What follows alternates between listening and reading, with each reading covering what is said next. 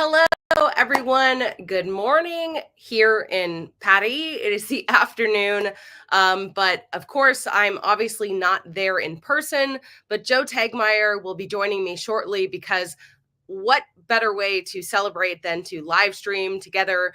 We've been together for all four Starship launches so far, and this is a huge day. I'm very, very bummed that I will be missing it, particularly because we really thought that this was going to be in November due to what the FAA was saying.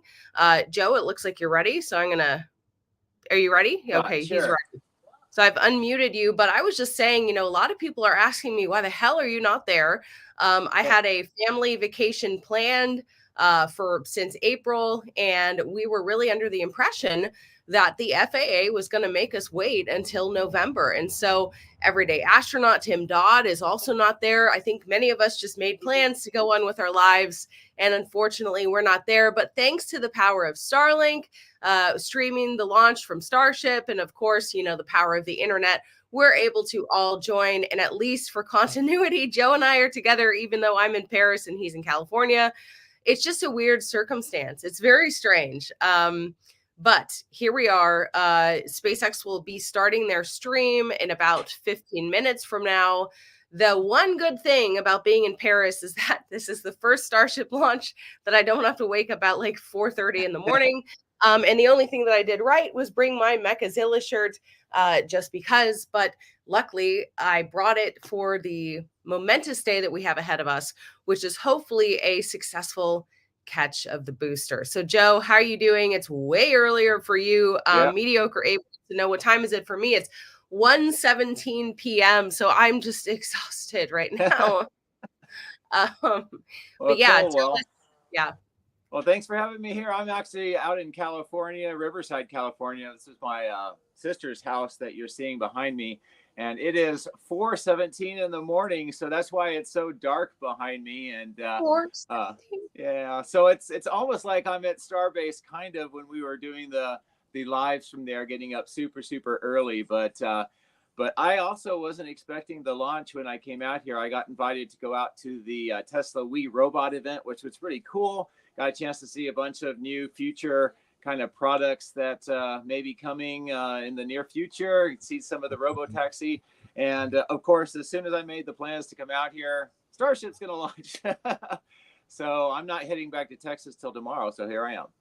Yeah, I've been out of the country since September 27th, and all of a sudden these rumblings and rumors started to pop up about, you know what, it looks like it's going to be October 13th. And I'm like, well, there's no way based on my communications with the FAA, what they've stated publicly. And so I think a lot of that pressure that we saw behind the scenes, such as Rep Kevin Kiley, I believe, from California, putting pressure, confronting the FAA during a testimony about Starliner, bringing up the Starship flight. Are you guys delaying it truly because of public safety? These things really added up to, I think, something that was very unexpected. I mean, the fact that Starship is launching on a Sunday, we also don't typically see that. Yeah, not only that, but they haven't even done a complete full wet dress rehearsal yet, which is a little bit different for the Starship. They did cryogenic testing as the full stack, but they didn't do the whole countdown all the way down to the second and then stop like we've seen. So that's a little unusual as well. But like you said, there's been a lot of pressure behind the scenes, and I think that one of the things that is a concern is that Starship is a big part of our future space program and national security strategy. And I think there was a lot of pressure to get the FAA to let them launch. And I because of that, and because the stakes are so high, I hope this is a really successful launch today. Yeah, I mean, I've talked to several people in the space community about this leading up to the launch. As we know, the last launch was in June, and a lot of people seem to think that perhaps the catch may be not perfect. What do you think? Well, I think SpaceX really wants to get this going for a couple of reasons. One, this is ship 30, booster 12. They have 31 and 13 just on the heels of this one. So they have two launches that are coming up, both of which could be for the catch, but they're also the last version of V1 for the Starship. And I think because of that, I mean, they want to get the data, and it's very important to fly and get all that. But these are kind of obsolete designs. They want to go on to V2, so they want to get these done as well. And I honestly think that they want to get 2 flights this year. Now, as far as the catch is concerned and how that's going to go today, they have a pretty strict criteria of what they need to hit before they commit for it to come back for that catch. And it begins shortly after the hot staging begins or ends, and then they start the boost back. Somewhere within that about 50-second boost back time, the flight director has a switch that they have to initiate to say, okay, it looks like the engines are good, the trajectory is good, all of the data that they're seeing is good, so we're going to go ahead and let you try to go back to catch. And even if that happens, there's still a period of time, a window of opportunity for the automatic systems to say, no, something looks wrong. Let's go ahead and go back into the Gulf. So there is a window of time where it may be coming, it may not be coming, and it may make a choice to not get caught. So I think that, if they get launched and at least they go through the hot staging okay, there's going to be a little bit of a question whether or not they will actually try the catch or not, because they have all that criteria. The second thing is they have ship 31 just on the heels of this one. So if they get a lot of data but they don't do the catch, they have that one, and if they can do it by the end of the year, they'll at least have done the catch. So I think 50-50 whether or not they'll actually attempt to do the catch, and if they do, I think it's 50-50 whether they're going to actually catch it or not.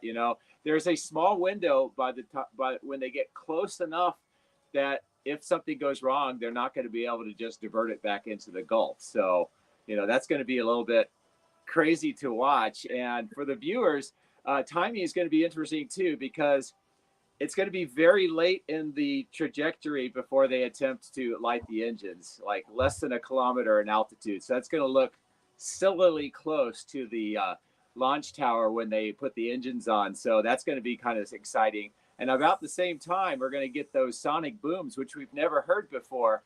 And so that's going to be kind of, I don't know, jarring, putting the engines on, sonic booms real close to the tower. So it's going to be really crazy to see. And so we're just getting some information that our viewers are sharing with us. New T minus 7:25 Central.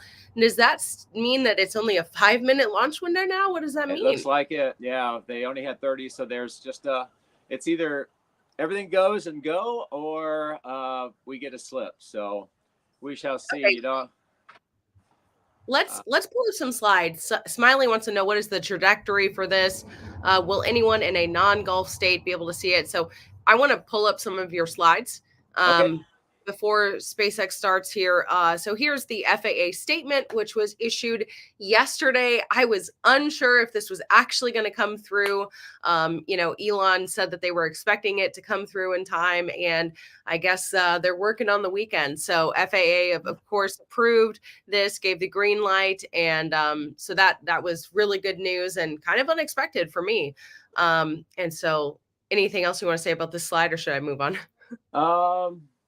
No, it doesn't say it on this particular one, but it sort of an interesting side note is that the launch license that was granted covers both Flight 5 and 6. I saw that, right, which is great. Hopefully we can make 6. I hope so. I won't get over the fact that we're not there, but you know what? We're here and we're doing our best. Right. Well, if it slips a couple of days, I might be able to get down there, because I'm leaving tomorrow to go back to Texas. So it'll be crazy. I was going to say, I'm maybe kind of 50-50 on this even slipping today, because 5 minutes. Yeah. Yikes. So we'll see. So here is the actual license, and this is where you're talking about. I think that, I don't know if it says it on this one. No, but okay. Yeah. But we do have, let's say it does slip today, the backup dates are the next 2 days. Exactly. At least for right now, Monday and Tuesday. Depends on when they make the call to slip it today, because they're going to have some boil off with a lot of the cryogenics, so they may have to bring trucks back in to replenish, and that could be a day or two. It just depends really on how things work out. So we really see what's going to happen, and I don't know why they slipped it 25 minutes. It Could be Yeah. something to do with they wanted different lighting. Maybe there was something out in the exclusion zone, maybe some other rationale. But what that's going to do is change things a bit as far as visuals. It's really close to the sunrise at that point. So it won't be quite as dark, which I was kind of looking forward to. But you will have that sunrise and that colors coming over the launch pad. And it should give, with the conditions out there, clear skies, low winds, not very much clouds, some really great visibility, though. Ah, dude, and was it the last one where it was, yeah, it was the last one, right? Where it was like Yeah. fogged out as, We could oh, hear it really well, but we couldn't see a thing. oh man. I mean, that was crazy. That was super crazy. Yeah, I have a compilation of us watching the launches, but for some reason it won't load on this. So I'll try it one more time here. Let's see if it loads. Nope, it's not going to load. So let's talk about this slide because you put together these slides. Tell us what we're talking about here. Well, this is that sonic boom chart. This actually was posted, and I think it's from the FAA. The legend is a little bit weird, so I don't know what they're trying to say. I think a lot of people have been commenting on that.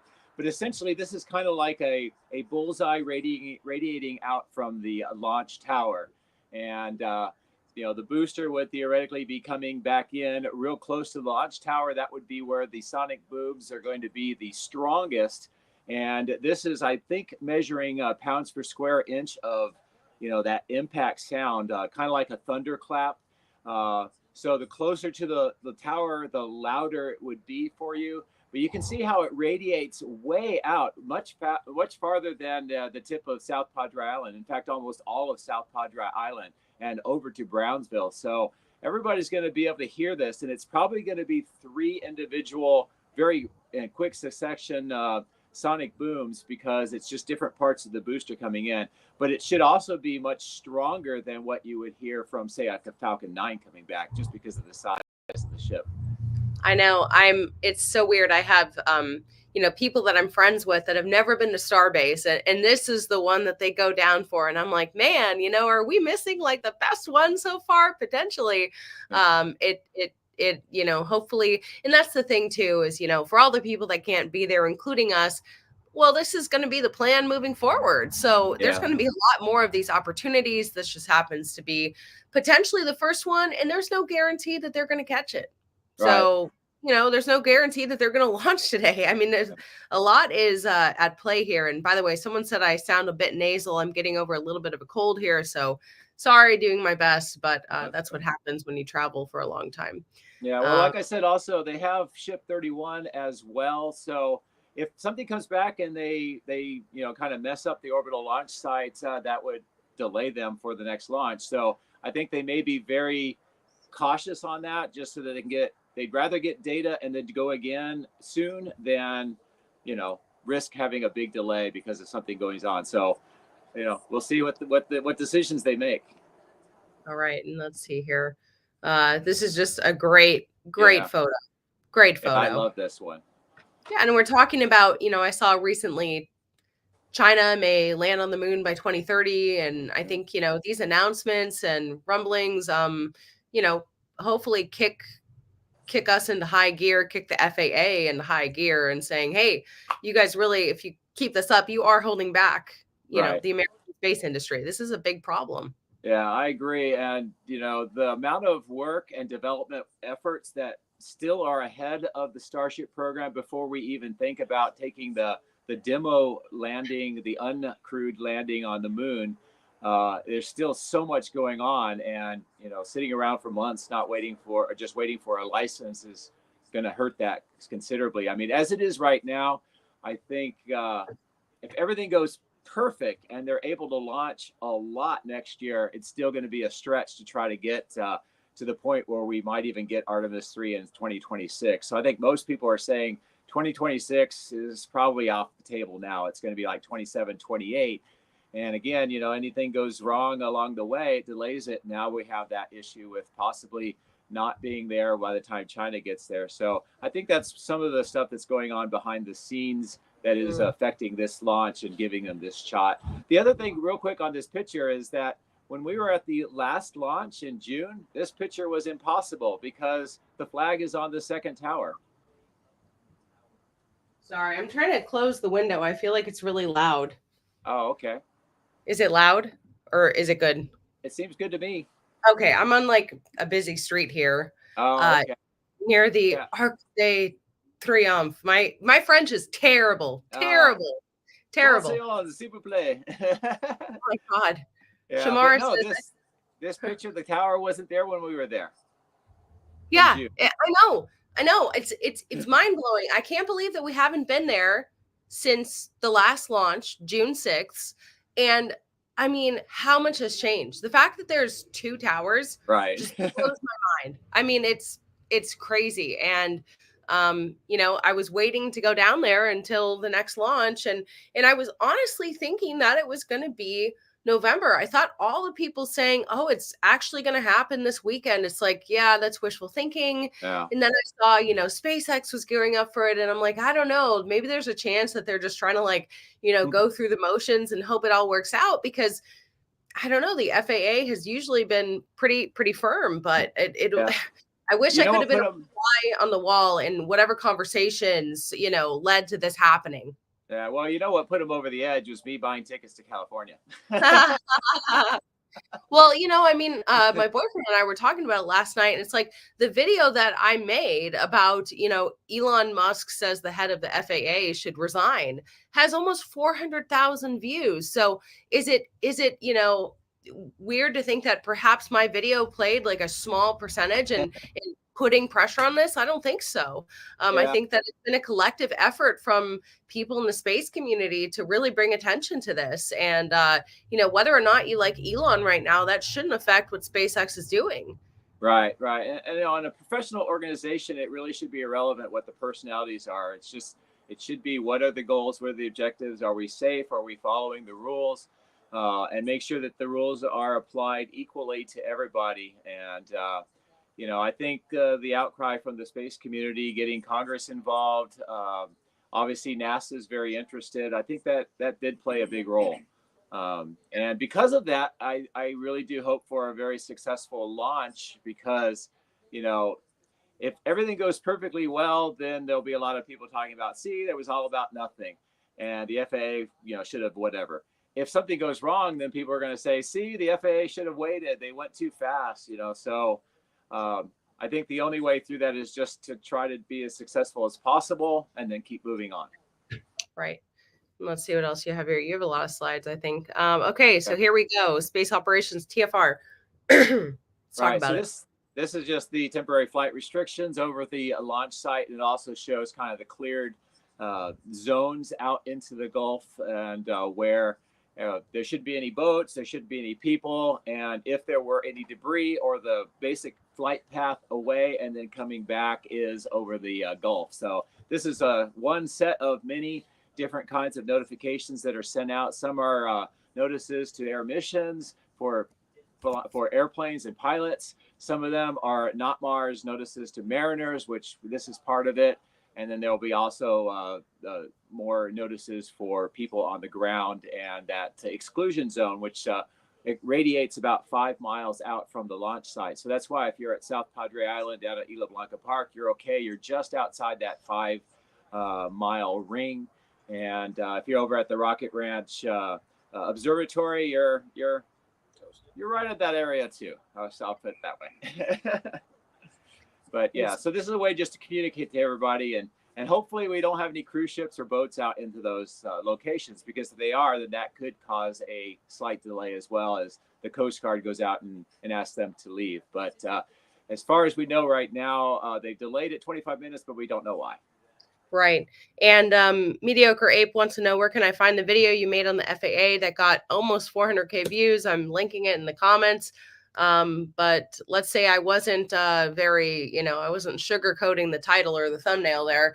And yeah, just to let you guys know, I have the SpaceX feed pulled up on my end. It just hasn't started yet. So as soon as that starts, you will be able to see that on this channel. But right now, as you can see, it is just a still shot, and it hasn't started yet. So just know that, this isn't just Joe and I talking. We'll be seeing the amazing views provided by SpaceX. And so yeah, so let's see Yeah, what that else. should be coming up, I think, 35 minutes before the launch. So if that would be public math, about 10 till the hour. Right.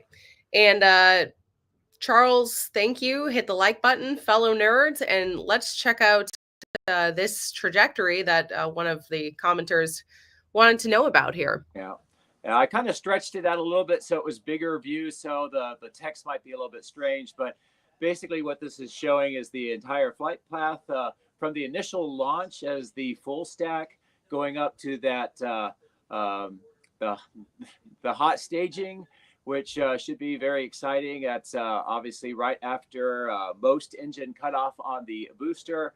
And then from that point, the Starship, hopefully all 6 engines ignite and it goes on to its trajectory. And then the booster will keep 3 engines, the 3 center engines lit. It'll do that flip around. It'll light the outer 10. So you'll have 13 engines running.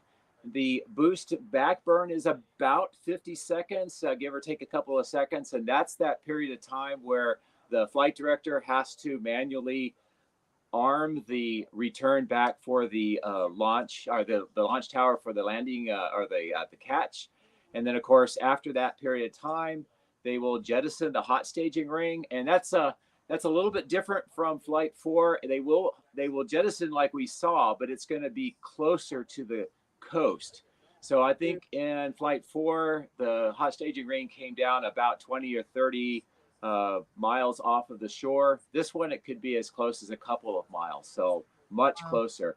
But that's just because they're trying to bring the booster back. And then once that happens, kind of like a Falcon 9, you'll see the booster coming back, engines first. They'll be using the grid fins to try to control it. And it's going to get shockingly close to the tower before we see the engines light. And it should be the initially 13 of them. And then once they get the velocity down, it'll just go to 3. And again, the sonic booms will happen about that same time, something we've never experienced. And then it'll be close to the tower. Try to the booster can actually do a little bit of hovering versus the Falcon 9, which cannot. So we might see it hovering in the air a little bit while the chopsticks try to catch it, and then trying to orient it, because it's only got 2 little small catch arms on either side of the booster. So those have to line up with the top of the chopsticks, where you have kind of these bumpers that would be like a shock absorber. So it has to not only be vertically speed right, it has to be not only horizontally aligned, but it also has to be turned just so that those catch arms, or the catch little nubs, are oriented correctly. So there won't be a whole lot of time for it to be hovering there. And then hopefully the engines shut off and it will be just caught. So it's going to be interesting. And then, of course, the Starship itself is going to go on that suborbital trajectory, very similar to Flight 4. So it'll orbit for, I don't know, maybe 35, 40 minutes, and then it will start re-entering. We'll start seeing that plasma. And with the new heat shield, we'll see it, come back in without burning off the flaps this time, and hopefully a nice propulsive splashdown in the Indian Ocean, somewhere between Madagascar and Australia. Yeah, well, JT wants to know, but why do they need the arms to catch it? And so let's talk a little bit, because, not all of this is foreign. We see Falcon 9 boosters landing Right. on land and also drone ships, but talk about, so they have like some experience with this, but catching it in these, chopsticks or Mechazilla arms, no one's ever done that, Right. right? No one's Right. ever done this. So why are we doing it this way? Yeah, well, that's a good question, and it actually has to do with trying to keep the booster as light as possible, so that you can maximize how much payload you're putting into orbit. So for everything, every pound, every kilogram that you carry that's not payload, it reduces how much that you can put into orbit. So they've made the decision to not have any landing legs, not have that capability that the Falcon 9 has. It also reduces a lot of complexity. And another big difference that that they have to deal with is that they have a fully reusable second stage as well. So they want to try to get that second stage with as much stuff as possible into orbit. So all of these decisions are trying to make the booster as light as they possibly can. And I know that they still want to make it even lighter, so that's what we'll see as we go on.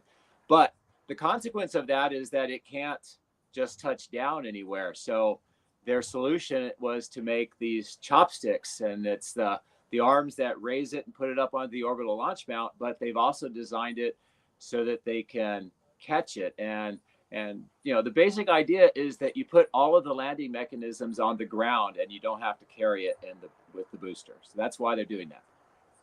Great explanation, as always.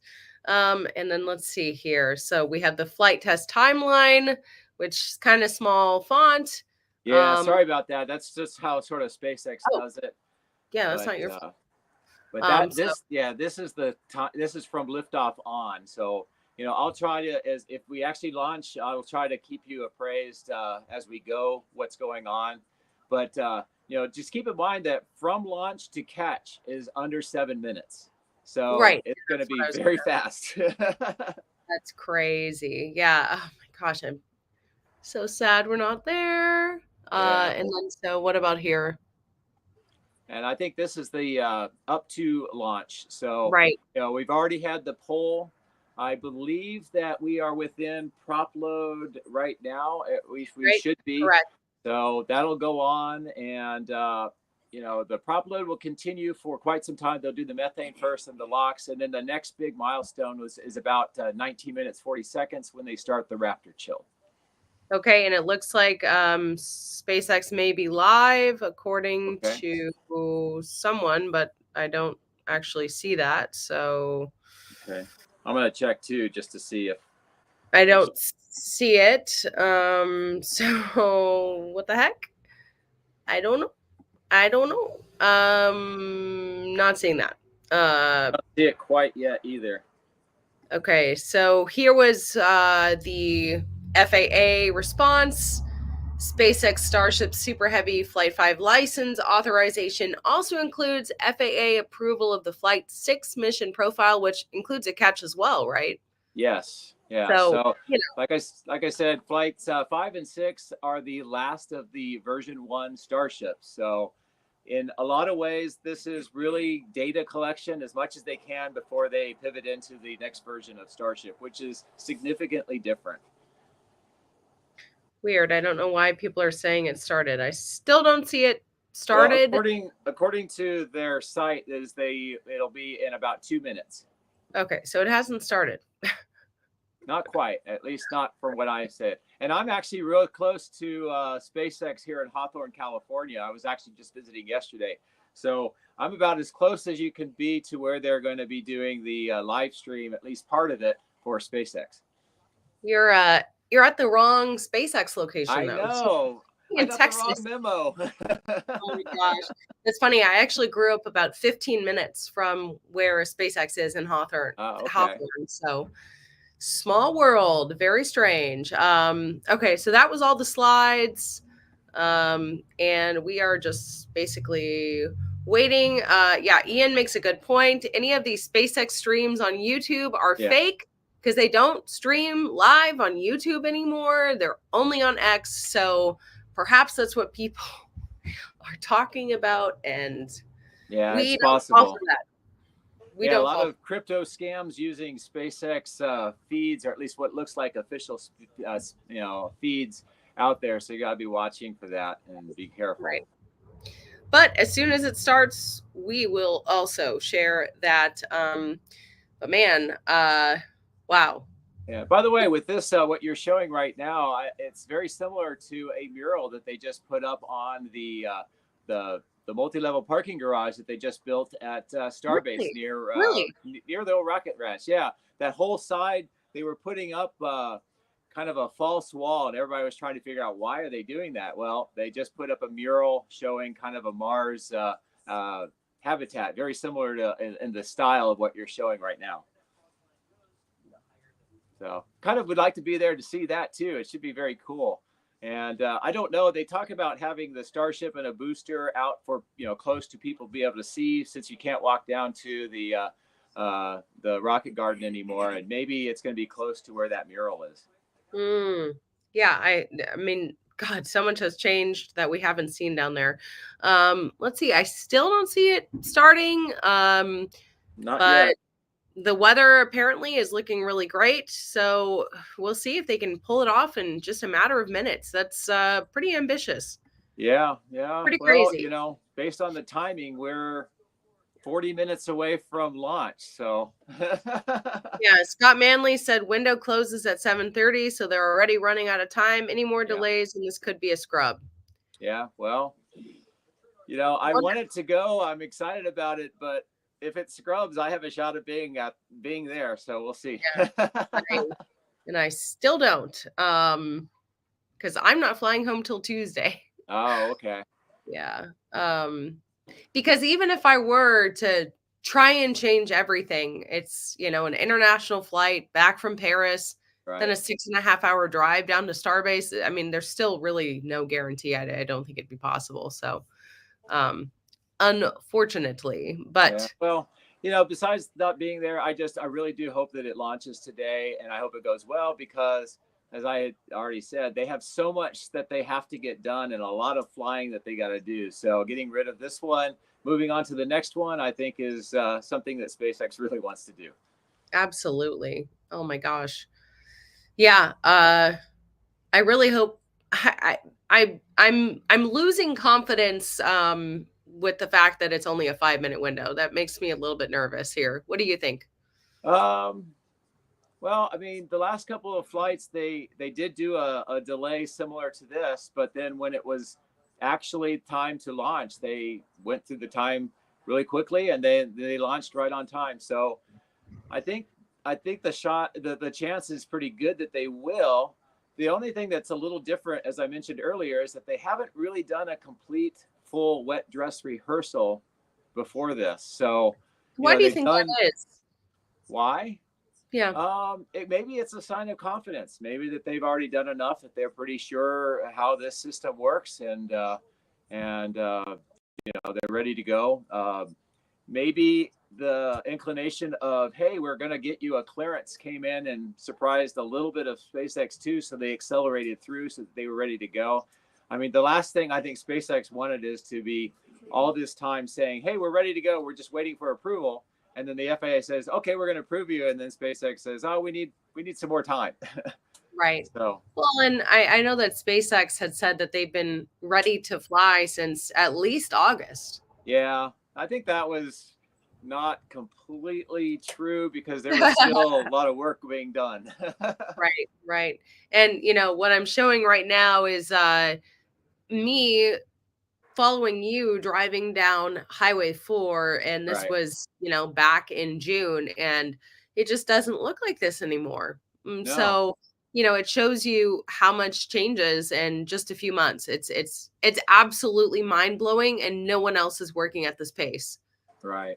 And as you've said, and I say, is if you're thinking about going to Starbase to see things, the sooner you go, the better, because so much is changing. And as they build stuff, it's effectively walls, and it kind of closes off more and more of what you used to be able to see.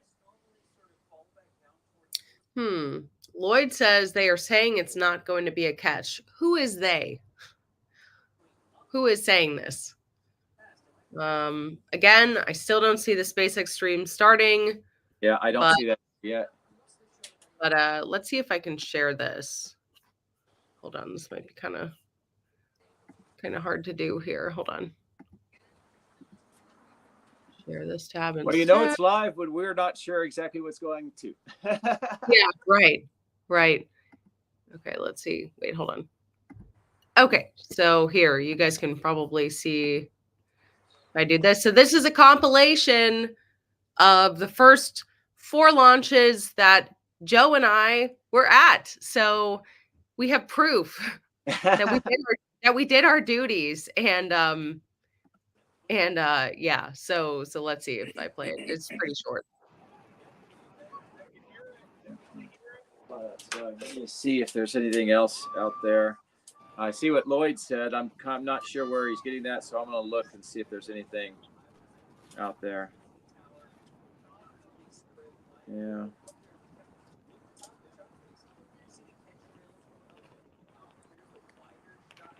Yeah, if Lloyd can tell us where he got that, that would be good to see. So far, I don't see that yet, but it's not to say that that's not true. Well, I'm really happy that we have a compilation of the first four. Yeah. Yeah, each one was kind of different. You know, the first Right. one, nobody knew what to expect. And I don't even think SpaceX did. They were just happy to get it off the pad. But each successive launch has had more and more mission requirements, and also the pressure to be successful has, ratcheted up. And today's flight is just the latest version of that. But I think there's still a lot of pressure for them to be able to demonstrate this because, it's not just the first catch and how that's going to look and how exciting it's going to be. But this is validating their entire concept of catching. Yeah. And they're going to have to prove that that works. And nobody knows if it really works or not. And if Right. it doesn't work and they have to go back to square one, what's that going to be? And what would that mean for the program? So, a lot is riding on this flight. But, And the coverage still hasn't started. So when exactly is it going to start? Do you guys know? no, but I have not, at least on X, I haven't seen anybody posting that, yeah, the catch is off. So Yeah. He may I have don't know just where that been came from. he may have just been stirring the pot. It's hard to say. It's hard to say. But Okay, 1:45 p.m. People are saying the coverage will start. What does that mean? 1:45 p.m. In my time? It is 1:52 p.m. here in Paris. Okay, I think the stream is about to start. They got that their splash screen going. So Okay. check it out, and you might see the SpaceX logo.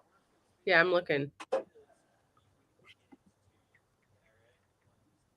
Okay. Finally.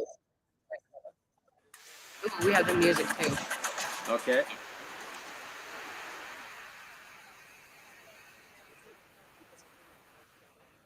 There we go. All right. Let's go. Well, let's hear what they say. Maybe we'll get some good news.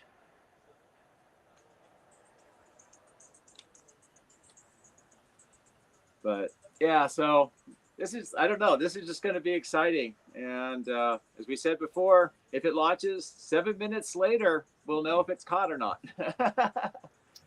Oh, and Mega2, thank you. Good morning, Ellie and Joe. I'm wearing my Ellie in Space Mechazilla sweatshirt. Excited to watch this launch. Thank you for supporting my channel. And honestly, I think this is the coolest design that we've made. So shout out to Scott Carr for helping me make this design. And here we go. Yeah, like I said, I left mine at Texas because I didn't think we were going to do this. Trust me, I wouldn't be in Paris if I thought we were going to do this. Yeah. But I like the music. They're so hip. Yeah, I don't know. Look at that Star Factory, how far that's come, too. Yeah. That's a very big facility. And, some people were thinking, me included, that it might be the biggest facility that SpaceX has. But when we were up at Bastrop, that Starlink facility, they're almost tripling it in size, and it's going to be almost as big as the Star Factory. It's crazy. Is this too loud? I don't hear it at all. Really? Let us know if the music is too loud, if you can hear it. I just hopefully unmuted it. So the weird thing is I've got it up on an iPad off screen, and it's maybe 10 seconds behind yours. Okay, can you guys hear the music or the audio? 6:54 a.m. Yes, I can now. Starbase, Texas, a gorgeous sunrise. And Starship is targeting liftoff in just 30 minutes and 18 seconds from now at 7:25 a.m. Central Time. As you can see, it is a beautiful day in South Texas for the 5th flight test of Starship. Good morning, Star people. I'm Kate Tice. And I'm Jesse Anderson, and we are joining you live from SpaceX Hawthorne with a great big crowd here this morning. It's been roughly 4 months since our last Starship flight, and we've got a big morning ahead of us. Flight 5, has a few primary objectives and one big first. We may be attempting to catch the Super Heavy booster. The teams at Starbase have been hard at work around the clock, upgrading hardware across the entire tower, with focus on the chopsticks, the two mechanical arms that will reach out and catch the returning booster.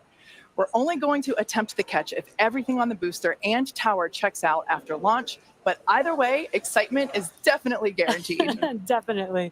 Today's Starship features a completely reworked heat shield with stronger tiles and a secondary layer, which is an extra layer of protection for the ship that will protect from any of the missing, that will help protect if there's any missing or damaged tiles.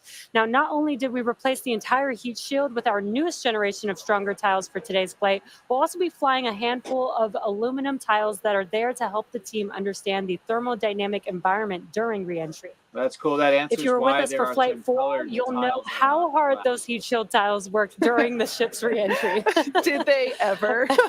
As you can see there, they worked incredibly hard. This big heat shield rework that we're talking about promises to increase the likelihood of Starship being better protected during controlled reentry as it heads towards its flip maneuver and landing burn for a soft splashdown on target in the Indian Ocean, just like we did in Flight 4. Yeah, Ellie, when you talked to We'll have to Elon, he wait said and there'd be see. more Keep your cameras fingers on crossed, board, but too. we may have some Hold on, new I views can't in hear you. store for you today as well.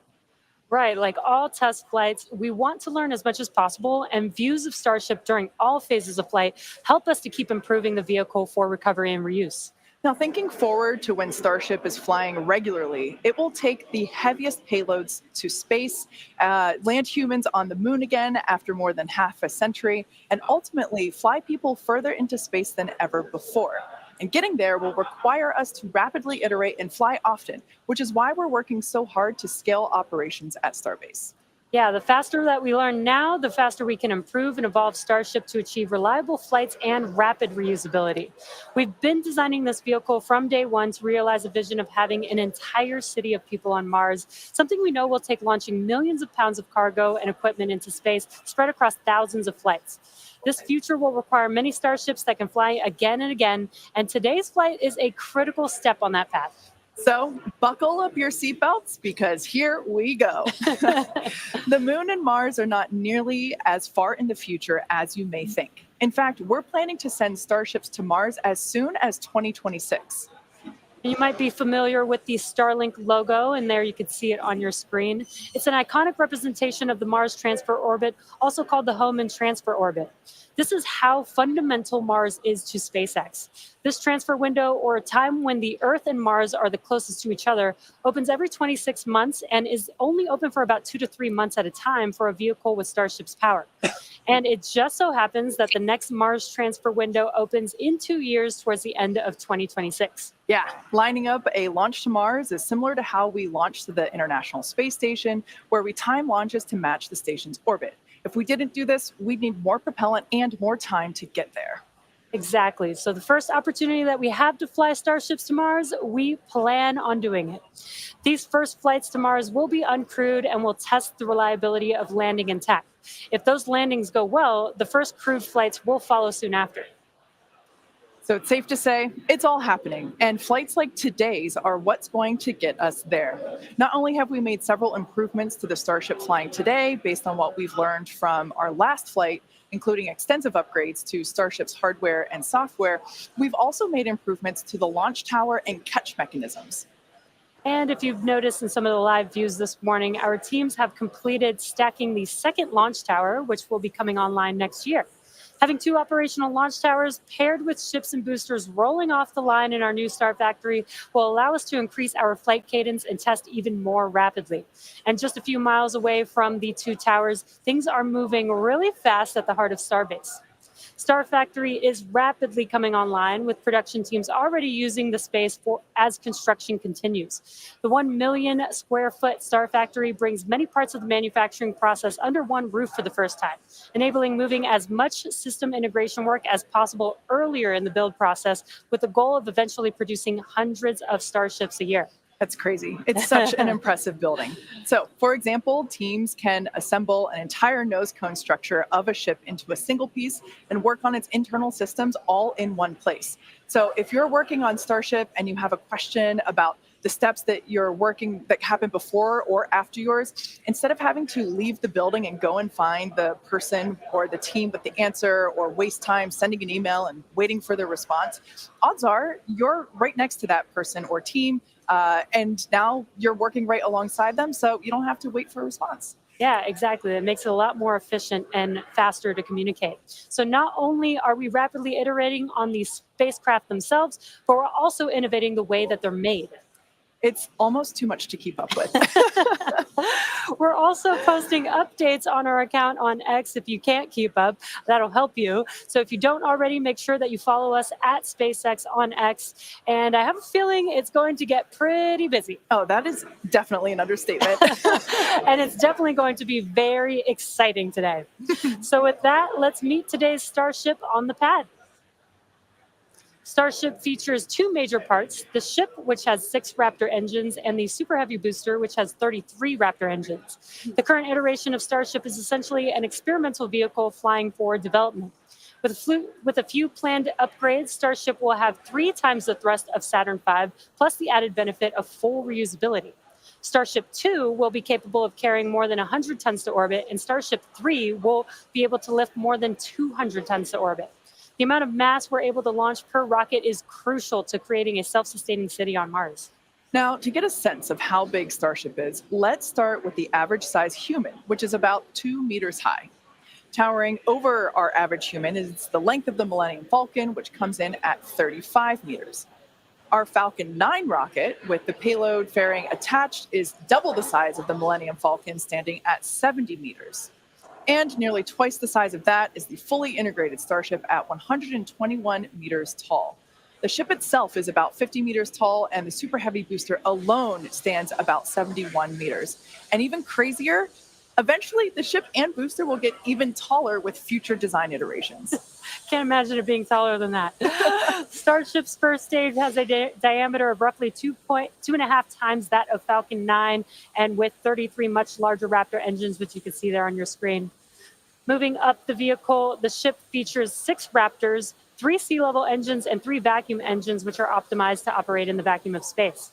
The ship is designed for vertical takeoff and landing on any hard surface, like the surface of the moon. The ship is also outfitted with 4 flaps to help aerodynamically control the vehicle's attitude during atmospheric flight and enable a precision landing. To reach full reusability, ship must survive entry not just once, but over and over again. It took the teams at SpaceX about 3 years to develop the heat shield on Starship, and development for improvements is still ongoing. The ship's heat shield is composed of 18,000 hexagonal ceramic tiles designed to insulate the vehicle during atmospheric entry, where temperatures can be as high as 2,600 degrees Fahrenheit. And naturally, the tiles are designed for rapid reuse with no refurbishment between flights. As we mentioned earlier, today's Starship features a completely reworked heat shield with stronger tiles and a secondary protective layer. This promises to increase our chances of Starship making it through a controlled re-entry and hopefully a little more intact this time around. And in between our first and second stages is our hot stage, which we last saw in action on flights 2, 3, and 4. Speaking of, let's take a trip back in time and talk about that last flight. On June 6th, Starship successfully lifted off at 7:50 a.m. Central Time from Starbase, Texas, cleared the launch tower, and went on to accomplish several major milestones and firsts. As you can see there, Super Heavy booster lifted off successfully and completed a full duration ascent burn. I love the view of the sound waves there. Following separation, Super Heavy booster successfully completed its flip maneuver, boost back burn as well to send it toward the splashdown zone, and it also jettisoned the hot stage adapter, as you can see there. We don't have to jettison that adapter in future iterations because it'll be a different design. Now, as you can see here, the booster is returning back to Earth using those hypersonic grid fins to steer it towards a precise landing in the Gulf of Mexico. The footage that we have coming up here, there it is from the buoy. I still remember seeing this on X for the first time, and it was So incredible to see that booster coming down, ending its flight with a soft splashdown 7 minutes and 24 seconds into the flight, and the crowd went wild. And so did we. Starship's 6-second stage Raptor engine successfully powered the vehicle to space and placed it on a trajectory that would re-enter less than one orbit later over the Indian Ocean. And following a coast phase in space, Starship re-entered the Earth's atmosphere, successfully making it through the phases of peak heating and max aerodynamic pressure, and demonstrating the ability to control the vehicle using its flaps while descending through the atmosphere at hypersonic speeds. And of course, Starlink on Starship once again enabled real-time telemetry and live high-definition video throughout every phase of entry, with external cameras providing views all the way to the flight's conclusion. Flight 4 ended with Starship, with, again, the crowd going bonkers, with Starship igniting its 3 center Raptor engines and executing the first flip maneuver and landing burn that we had seen since our high altitude campaign. And that was followed by a soft splashdown of the ship in the Indian Ocean 1 hour and 6 minutes later. And we were all glued to the monitors watching the little flap that could the whole way down. Seeing the landing burn and splashdown was an incredible moment for the entire SpaceX team, and we'll be looking out for many more of these incredible moments today. All right, so while today's mission profile is similar to Flight 4, we got a couple new test objectives, including catching the booster back at the launch tower. In about 18 minutes from now, Super Heavy will ignite its 33 Raptor engines and lift off from Starbase. A little more than 2.5 minutes into flight, the Super Heavy booster will separate from the ship in a hot stage separation. After that separation, the booster will perform a flip maneuver followed by a boost back burn. And about 2 seconds after that burn ends, we'll jettison the booster's hot stage. As it heads back towards the ground, the booster will either attempt a landing, will have a landing burn, but then will either return to the tower or splashing down in the Gulf of Mexico. Meanwhile, the ship's engines will remain lit for just under 6 minutes during its ascent phase before shutting down for the coast. The ship will coast for about 40 minutes or so, reaching a peak altitude of about 213 kilometers. After that coast phase, the ship will be attempting a controlled re-entry, including a flip maneuver and landing burn, like we saw on Flight 4, just before splashing down in the Indian Ocean. Now, we say attempting because, again, this is just a test and nothing is guaranteed. Except excitement. Well, of course there is that. Now, both the booster and ship have to contend with some extreme conditions on re-entry, which is where those heat shield tiles will be put to the test. For this flight test, we do not expect to recover any hardware from the ship. With the exception of Falcon, this is no different than what happens to most rockets flying today that are expended, meaning that they fall into the ocean after completing their mission. Eventually, we will return and reuse Super Heavy boosters and Starships as we do today with Falcon 9 and Falcon Heavy boosters. And in fact, we've landed Falcon boosters 352 times to date. Oh, man, I hear you say that number, and that is just wild. I still remember the night, or at least most of the night, that Falcon landed for the first time, and it still feels like yesterday. Yeah, definitely one of my favorite moments at SpaceX. And returning Super Heavy promises to be an even more impressive sight and a huge moment on the road to rapid reusability. Yeah, speaking of rapid reusability, future Starship designs will give Super Heavy boosters a lighter weight and integrated hot stage intended for full reusability, which will mitigate the need to jettison the hot stage like we'll do today. Similarly, even though ship recovery is not expected, the telemetry and data we receive all the way to the end is what we're what we're looking for, and is what will get us to a rapidly reusable Starship of the future. Yeah, exactly. In other words, just like previous Starship flights, the payload for this mission is the data. All right. Now that we have a handle on today's flight test, let's check in with Dan, who is right in the middle of the action. He's just a few kilometers from Starship on the pad. How's it going, Dan? It's going great, Jesse. Welcome back to... Okay, Joe, why is everyone saying that our feed is behind? I don't know what's going on.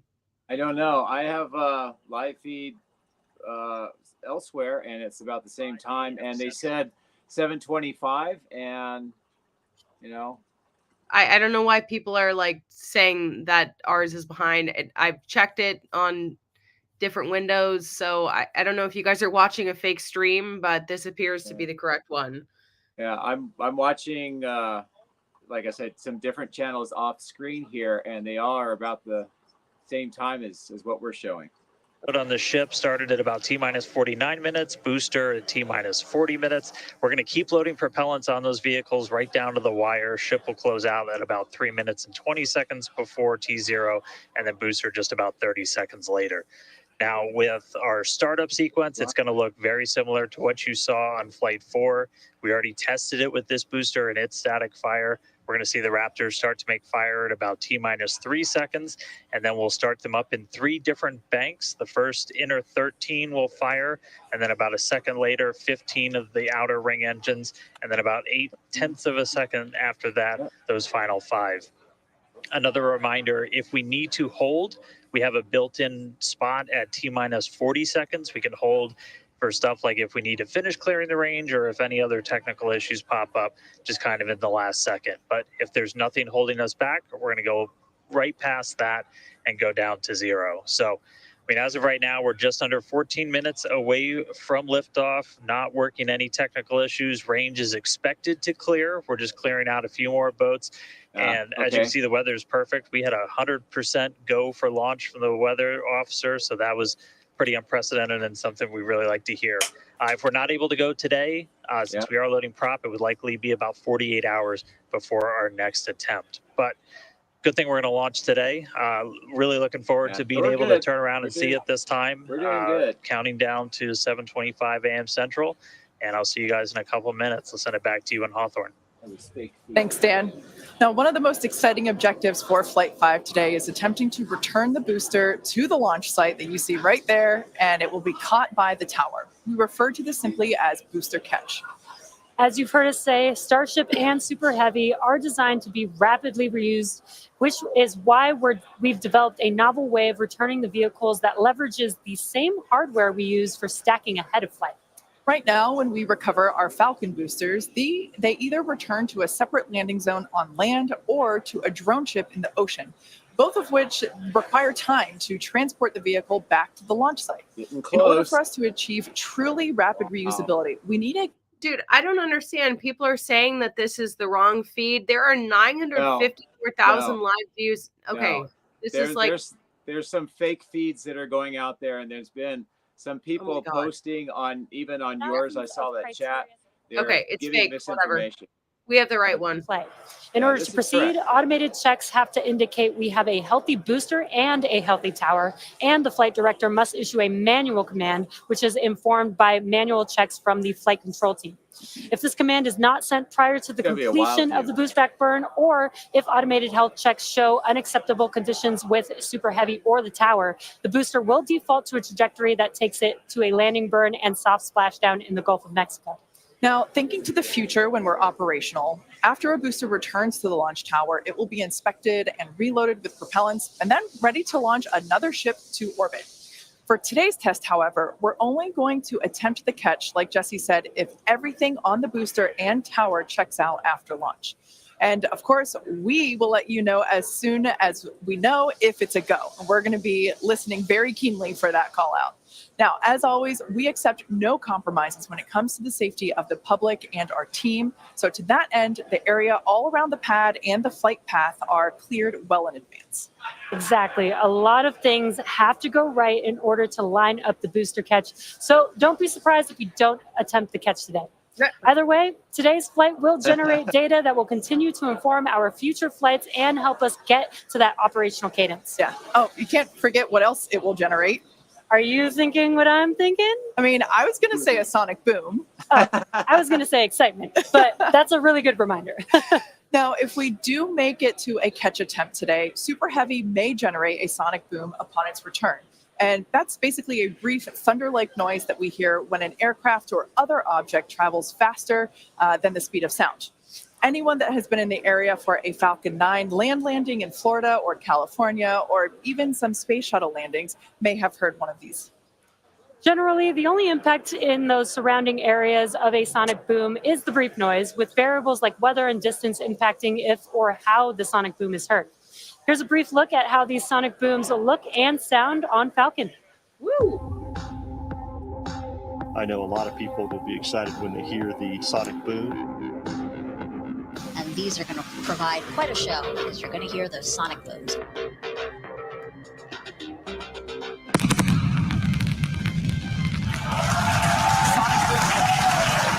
Booster landing like deployed.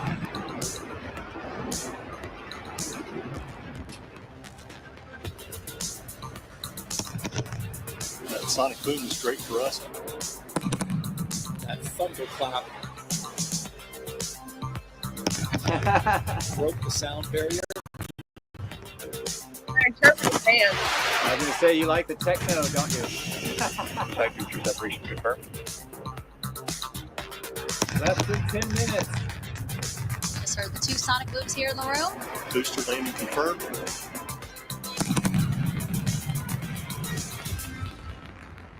Wow. As our test flights continue, we plan to demonstrate ship-to-ship propellant transfer, which will be important in preparation for Starship taking astronauts to the moon as part of NASA's Artemis program. SpaceX will perform one uncrewed demonstration flight before NASA's Artemis 3 mission, which will be the first human surface expedition since 1972. Also, in preparation for missions to the moon and Mars, we're gaining tons of knowledge from our human spaceflight missions, including free flyer flights like our recent commercial astronaut mission, Polaris Dawn. Polaris Dawn was the first of up to 3 missions in the Polaris program, which is demonstrating new technologies, conducting extensive research, and will culminate in a flight of Starship with humans on board. After nearly 5 days in orbit, Dragon and the 4-person Polaris Dawn crew safely splashed down on September 15th off the coast of Florida, completing the first human spaceflight mission of the Polaris program. The Polaris Dawn crew performed some incredible firsts during their mission. By the way, you guys, Joe and I will talk a lot after this. I just think it's important to keep the volume up as much as we can, as we are less than 8 minutes away now. Crew also performed the first ever commercial EVA, or extravehicular activity.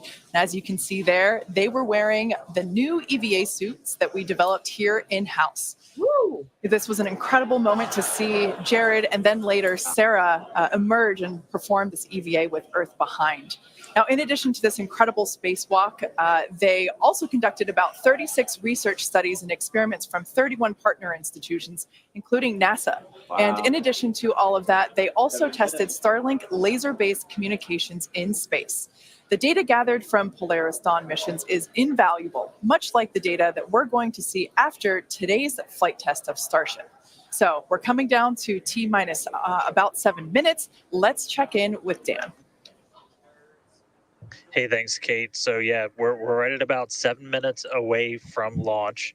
The main thing we are still working is that range clear. Again, we have to make sure boats, airspace, everything is cleared out of the way for our ascent corridor, basically the Gulf of Mexico, where we're launching through before we can actually launch. And so we're working on clearing out just a few more boats. We do have a window, remember.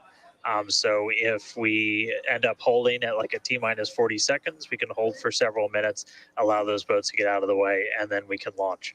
Our window is from 7 to 7:30 Central, so we don't have a huge amount of time today, but we do have some margin if we need to work with it to still get off the ground today. For now, though, we're coming up on finishing prop load on both vehicles. Header tanks are pretty much topped out on the ship. Those are going to be used for its landing burn. And again, we're going to be closing out all of the prop load at about T-minus 3 minutes, 20 seconds for the ship, and then just 30 seconds later for booster.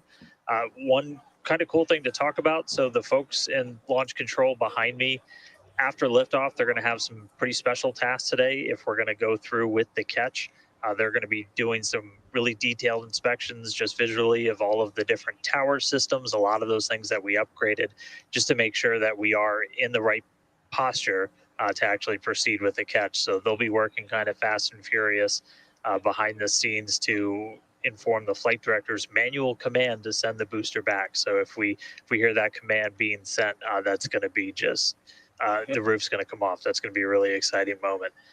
So otherwise, if we don't go today, as you guys talked about, there is a chance. And if we don't send the booster back, we'll do a landing burn and a splashdown in the Gulf. And then that's just another landing burn to gather more data, learn more lessons from, and then we'll come back and try the catch again on the next one. But as of right now, we're coming up on 5 minutes. There is a chance that we'll hold or extend into the end of our window, so don't be surprised if that ends up happening. But if those boats do get out of the way, we are just about 5 minutes away from launch. So I'll check back in just a moment, but back over to you, Kate and Jesse.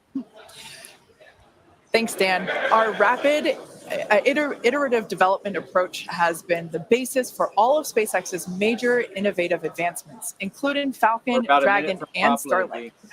Today, we're testing hardware and systems, and we need to know how they perform under the most extreme conditions. We'd much rather find the bugs now during testing than later on when there's more on the line. And to reiterate, while we do determine an acceptable level of technical risk on our vehicle and pad in order to learn as fast as possible, we accept no compromises when it comes to the safety of the public or our team. So that is to say, this is only the 5th of many future flight tests of Starship before it becomes fully operational. You might remember the Starlink panels that are incorporated into Starship, and you can see them there on your screen, those rectangular panels on Starship's nose cone. Starlink brings us the epic views in space and on re-entry, and also helps deliver us the critical flight data engineers need to continue development. In addition to enabling our rapid iteration on Starship, Starlink is also enabling life-saving communication here on Earth. SpaceX is sending tens of thousands of Starlink kits in response to Hurricanes Helene and Milton, and providing free service through the end of the year to support recovery efforts. The Starlink team also worked with T-Mobile to activate our direct-to-cell satellites to provide basic texting on T-Mobile and emergency alerts for all phones and carriers of those in affected areas. If a phone connects to a Starlink satellite, it will have 1 to 2 bars of signal and show T-Mobile SpaceX in the network name. SpaceX's direct-to-cell constellation has not been fully deployed, so these services are being delivered on a best effort basis. Starlink is enabling life-saving communication here on Earth and continues to help us push the limits in space. In the short term, by providing great views and real-time data on our next few flights, particularly through re-entry, which historically is a blackout period for all communications.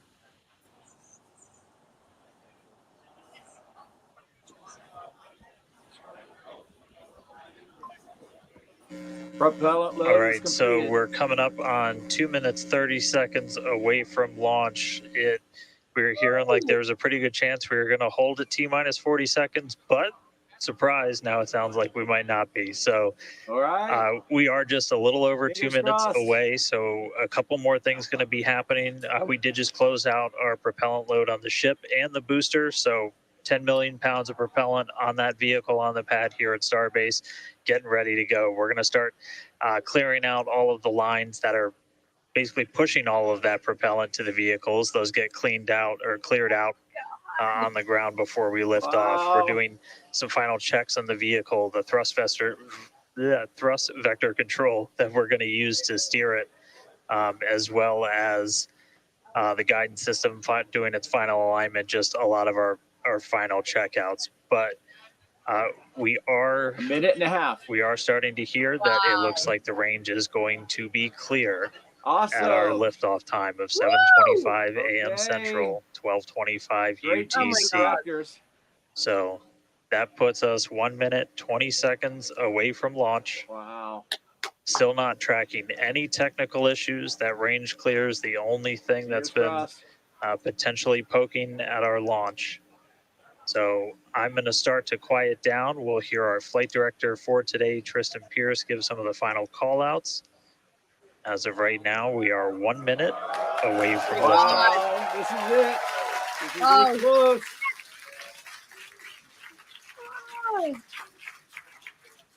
Wow.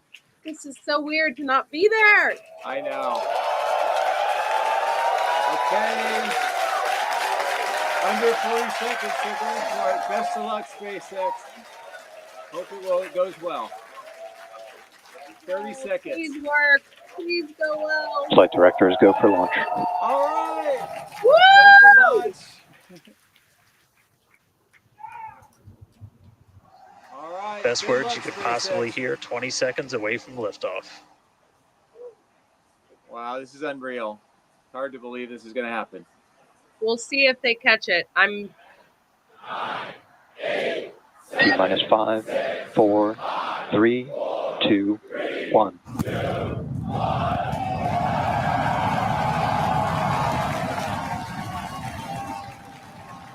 It's moving. We have liftoff. It's going. All 33 engines are lit. That's a great Vehicle sign. pitching downrange. Woo! Oh, Awesome. so beautiful. Come here. Okay. Less than 7 Hey, you minutes guys. to catch, so this is going to be awesome. How the real countdown begin. Yes. All 33 30 engines, seconds into the which is flight, the great. Rumble's just starting to reach us here at launch Fantastic. control. You can start hearing the engines that crack. Booster and ship, That avionics is the power, sound telemetry nominal. of 33 Raptor engines. That's very cool. Come on, guys.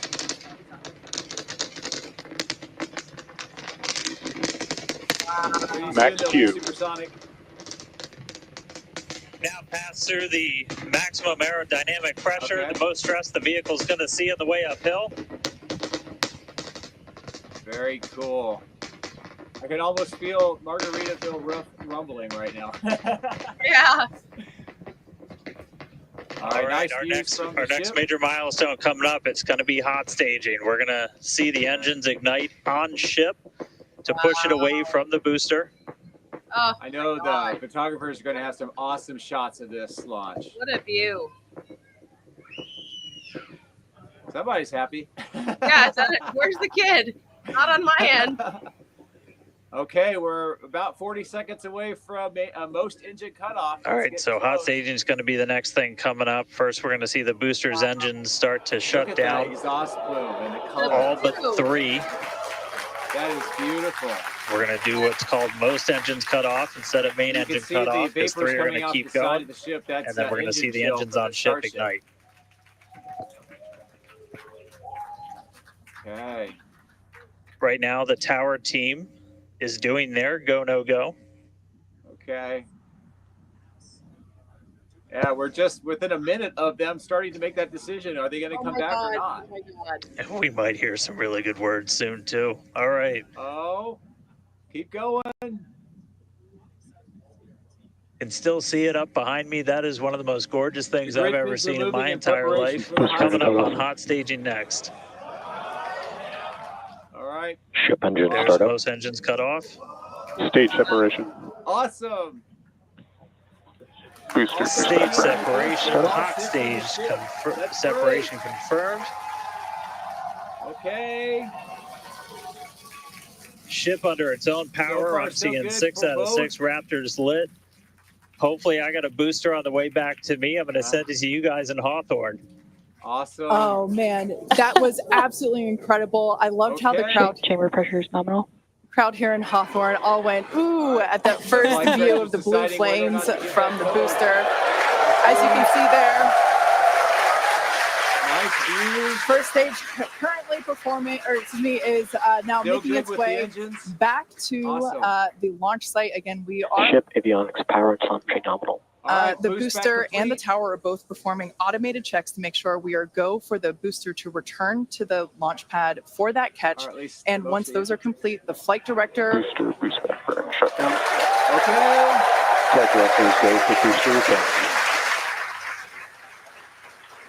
And we did hear that the tower is go for catch. So that was one of the big criteria we were looking for. This is it. At least so far, it can still automatically. Oh my We'll God. wait to hear Like that goosebumps. we'll This wait is to hear it? that the Oh go my for goodness. catch has been sent. Oh my God. All right, Starship's doing- beautiful view here from the ship. Starship's doing pretty good.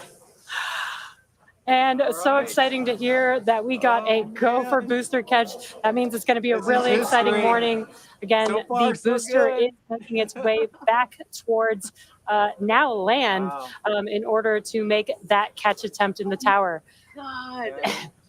No So far, way. Starship No still way. So incredible to see these Look at views. all of You can see those, the ship on the coal gas right-hand side of your thrusters on the screen. All booster. 6 Raptor engines are Oh, and under I bet full people from power. South Padre Island might be able to see this too. Once again, the booster is making its way back to the launch site. We are going to try and catch it using We the couldn't see chopsticks this last on time the because of launch all the tower, the fog. exact same tower Yeah. that it just launched from. Just, wow, 5 minutes ago. Oh, it's a good deal. Yeah, and the booster. Starship on nominal Guys, trajectory. I can confirm the command was sent for the booster to come back. Holy shit. That is Awesome. incredible So I'm looking news. up right now. You can actually see the hot. It's hot pretty much engine ring. right overhead of us, and we can see it starting to come down. You see that dot kind of Yeah. underneath Can't the wait booster? for I us think to that's the hear the hot sonic staging ring. boom through Dan's Let's- mic. Kind of glinting in the sun. That is going to be incredible. It was so cool to hear. Of course, this is happening because we're not there. Once again, Yeah. it's But successful no, this is on-time incredible. liftoff None of this we could see Starship on the last flight. The ship, And here comes the has booster. separated from the booster. The booster Trying there on your to screen. It is use making the its way air, back the atmosphere to the start launch slowing site. it We are down. going It's to at attempt 38 kilometers, so it's getting close to the point where the atmosphere is really getting thick now. And those grid fins are going to be working really hard. You can see them starting to move a little bit on the right-hand side. 20. Now the atmosphere is really getting thick. We're actually seeing the plume of the liftoff coming through. Oh, here it comes. Oh, my goodness. Oh my God. I'm freaking Okay, out. Wow. Look how fast it's Oh my going God. at 7 kilometers. The engines are lit. Or it looks like they're lit on the image. Holy shit. 2 On the kilometers. left-hand Oh, here goes the Landing burn has been ignited. We're now down to 3 Raptor engines. We can see those chopsticks now in the air.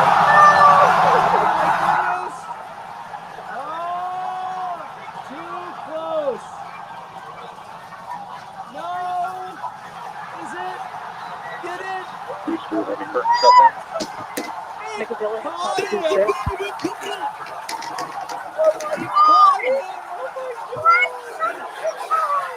This is absolutely insane.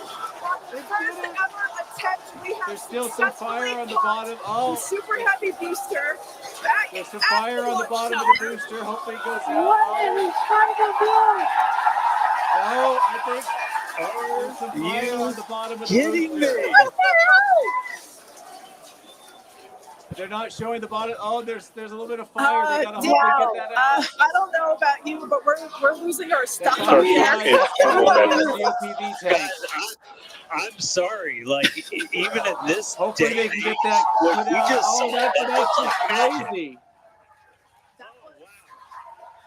That is crazy. I don't know if that part of the booster hit the tower or not. It was very, very close. But there's still a little bit of fire going on. Dude, what the hell? I did not Oh think my that was goodness. gonna happen. I hope they can get that fire out. It's oh, that's at the quick disconnect. So it could have a leak with some of the methane and oxygen. So that could be an issue. We're gonna have to see if they can get that out. But there's no doubt it did catch it. Holy, oh my God. Yeah, but that flame is. I hope they can get that shut off. That's where they load the propellant into the booster when it's on the pad. But this is I still can't just believe we're not freaking. there, Joe. Why are we not there? I What don't the- know. That was Yeah, I just hope they get those flames off. Look this what's is going. And not- then we I still have mean, the let's ship. check in on ship. it's hard to believe that. Starship nominal orbit insertion. Awesome, and the All right, Starship is exciting in news there. It's orbit, hard to or at least believe that, it's more of you a know, launch booster victory, isn't so the we only still have excitement ways that- to go. Obviously, Oh my the booster's kind of like getting our attention, but oh my goodness. I can't believe that just happened.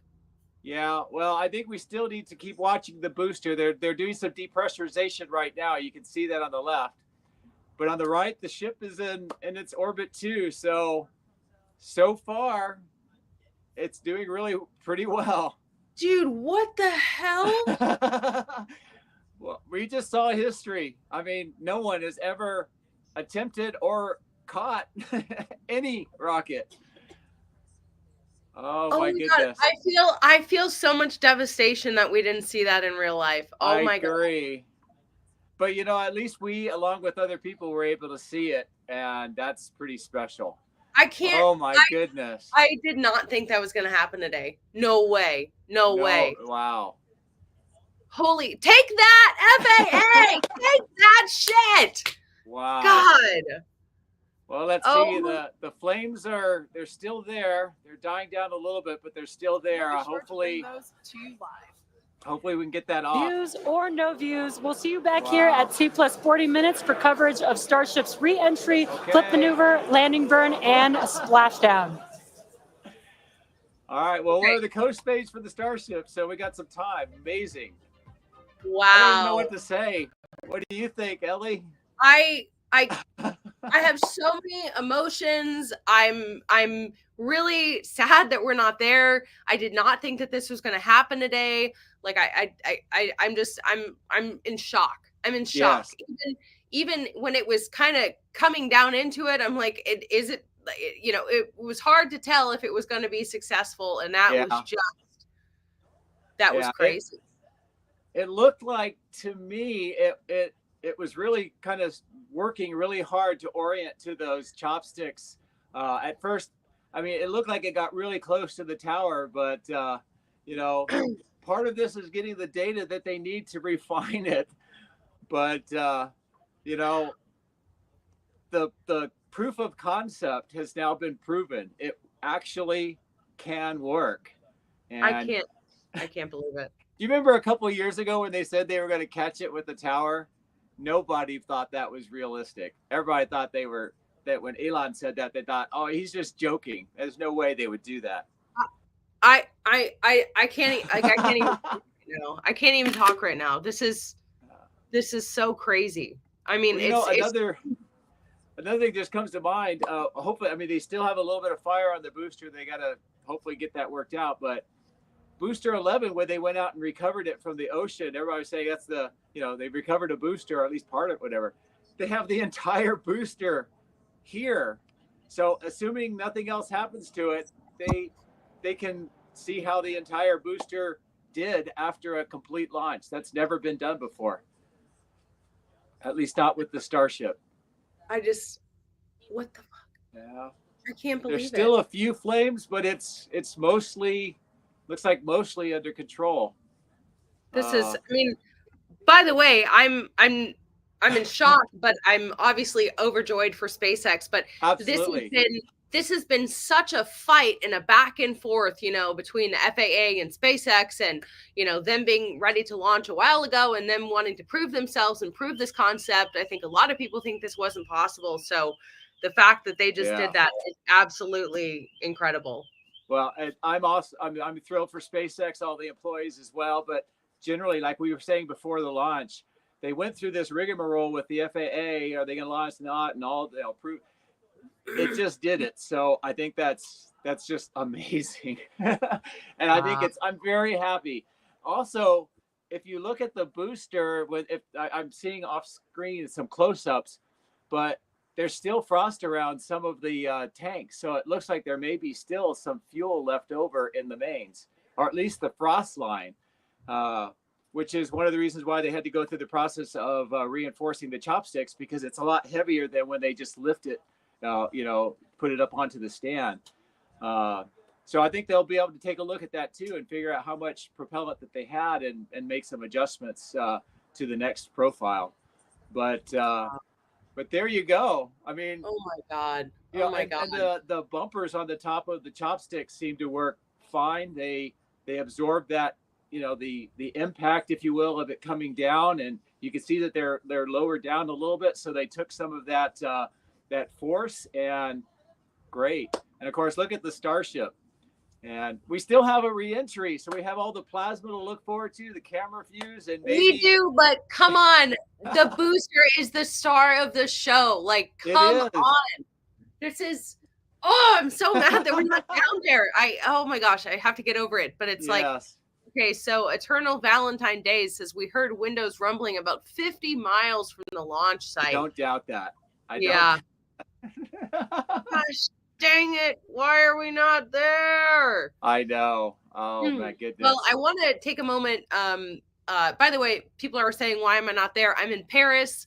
This was a family vacation that was planned since April. And I think there's certain things you can't skip out on in certain Yep. phases of life. I am also a little bit sick, so sorry. But I wanted to shout out the many super chats that we've had. Including from Electric Professor, $25. Thanks, Joe and Ellie. Love your team. It's been great that even though Joe and I are both in just an unexpected circumstance, Yes. not in Texas right now, even though we freaking live there, that we could team up again because we have covered all 4 and now all 5 launches together. Exactly. And Joe, thank you for making this happen. Space Rocket Lab Scale Models, thank you for the super chat. Let's go Starship. Just quite incredible what we just saw. I still can't believe it. JW, thank you for the super chat. And he makes a good point. YouTube SpaceX feeds are fake. He or she, I'm sorry, I don't know. Yeah. But so a lot of people were fooled with that this morning. SpaceX does not live stream on YouTube. Correct. There, I said it. Correct. Pamela, thank you for the very generous super chat, $50. Congratulations to Starship. She said this before the launch even started, and she's right. Congratulations, because that went better than any of us could have hoped for. Fletch Crow, 20 euros. Love Ellie and Joe. Go SpaceX. So we love you guys, and we're so glad that you're joining us. Ross, best of luck to all on the historic catch attempt. No longer It's not an attempt anymore. but a reality. They did it. Scott Carr, thank you for the $100 super chat. With a successful catch, a new shirt hoodie design will be available tomorrow. Either way, if you want to get this shirt, there's a female version here with the V-neck. It's the Mechazilla shirt. This actually does say Mechazilla in Japanese, and it's available right now. So I will share the link so you can get that. And Bimmer Geezer, thank you so much. Great to see Ellie and Joe. It's great to see you in the chat, and we're so glad that you enjoy our coverage. Austin, thank you for the super chat. We're glad that you're watching with us on this amazing day, October 13th, the day that'll be remembered in history. And Ross, thank you for the super chat. The audacity of SpaceX inspires us. What a milestone in spaceflight history. Amazing to share the moment with you. We're sorry that we couldn't be there, but a lot of people can't be there. It's a privilege to even get to go there. And so we'll be there for the next one. And wow, what a freaking day. You know what? The next one may not be that far away, because it looks like they've got the booster pretty much safe, at least as much as they can right now. The tower, the chopsticks, the orbital launch, everything is intact. Keep our fingers crossed that stays that way. But yeah, I think Ship 31 and Booster 13 are ready to go. So this could be quick. Yeah. James, thank you. You are my go-to channel. We so appreciate that. And thank you, Joe, for agreeing to be on my channel every time. Well, I appreciate this. The opportunity is great. I've been a space nerd before any of the YouTube space nerds that are out there. I've been around for a while, and just to be able to see this, and it's just crazy. And look at that image they just showed of the ship right now. The camera views are going to be stunning for we're not even done with the whole mission.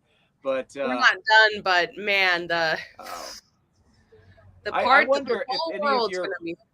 Yeah, I wonder if any of your viewers were actually there, and if they can say what it sounded like, maybe from South Padre Island with the sonic booms coming back, or what it looked like with this big multi-story building falling out of the sky.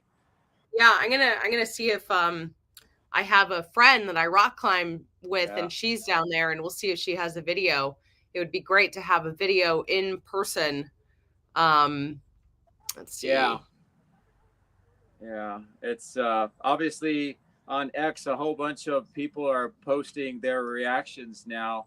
And Larry Goldberg is there. He's in the Tesla community really well known, but he was there, and he said in his 78 years of life, he's never seen anything close to that.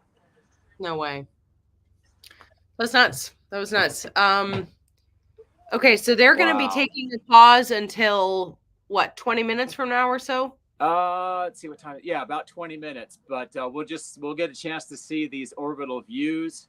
I don't think that they have any milestones that they want to do right now. I don't think that there's a retro burn. They're not going to be testing the door or anything. So it's mostly going to be orienting itself to get ready for that reentry.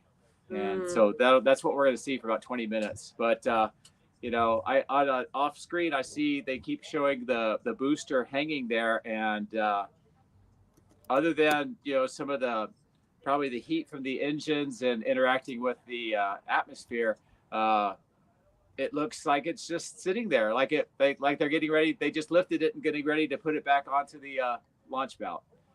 Oh my God. Man, I'm trying to. What was that? I Go don't know ahead. what to say. It's so cool. I mean, can you imagine back in the Apollo era catching the Saturn V and having it back? No. No, I do plan on getting like a edited recap, so I'm just putting on, some things Okay. behind the scenes here because we have a bit of downtime in between Yeah. this. So do you want to take a short little intermission and we'll just keep the feed going?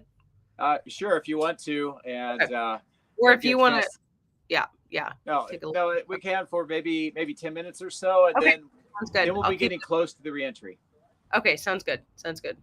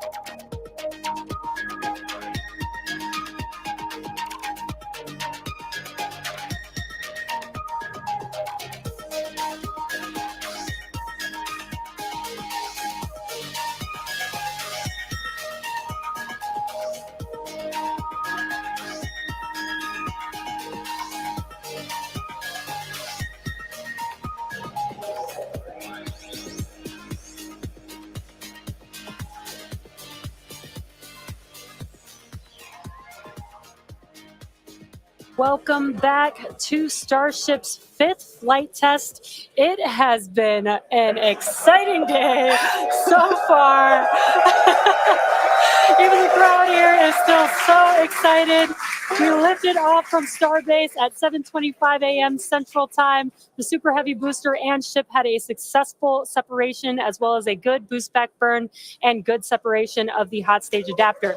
The Super Heavy booster then completed the landing burn with 13 Raptor engines igniting and slowing down the vehicle perfectly for Mechazilla to catch the Super Heavy booster for the first ever land recovery of the vehicle.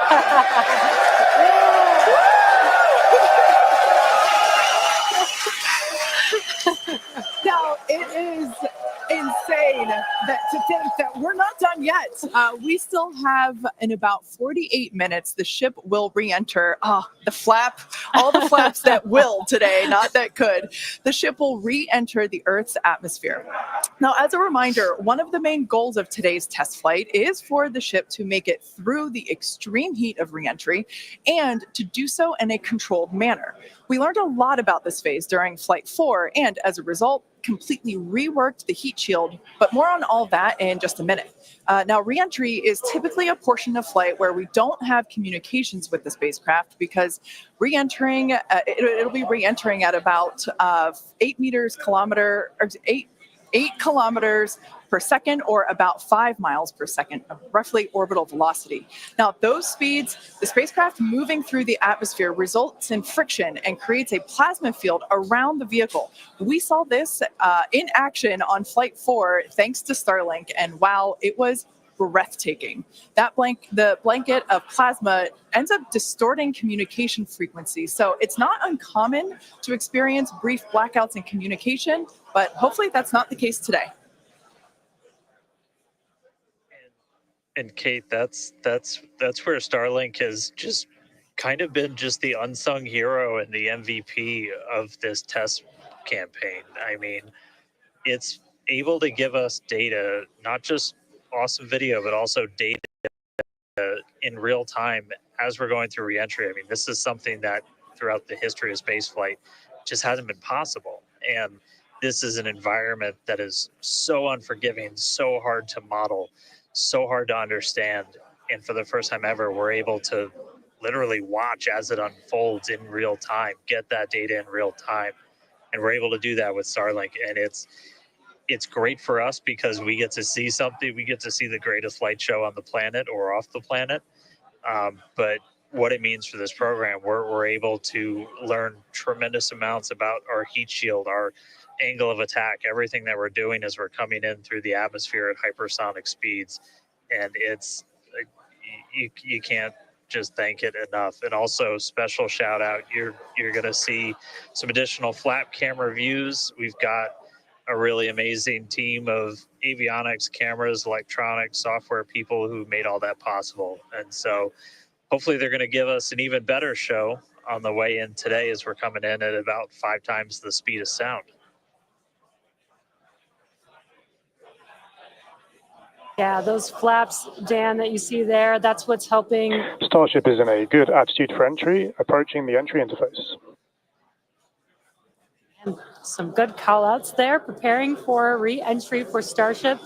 And again, that's what Dan was mentioning, those flaps on the vehicle. And if you've been watching us for the last few minutes, you could see that the flaps were rotating around and helping orient the vehicle as it prepares for the beginning of re-entry today. Yeah, exactly.